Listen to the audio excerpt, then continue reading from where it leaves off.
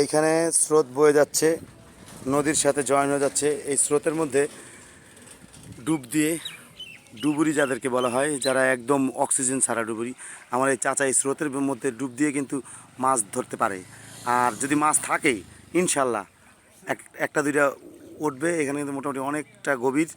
এই স্রোতের মধ্যে উল্টা সাঁতার কেটে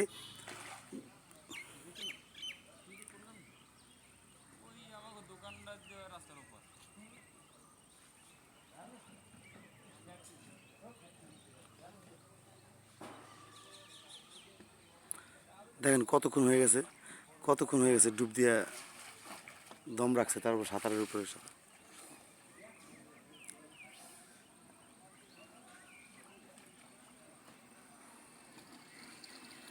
দেখতেই পাচ্ছেন আপনারা, অনেকক্ষণ পর পর একটা ডুব দিয়ে ওঠে। আল্লাহ যদি ভাগ্যে রাখে তাহলে যে কোনো সময় যে কোনো একটা মাছ উঠে যেতে পারে, যা আল্লাহর তরফ থেকে রিজিকের মালিক যে কোনো সময় একটা ব্যবস্থা করে দিতে পারে।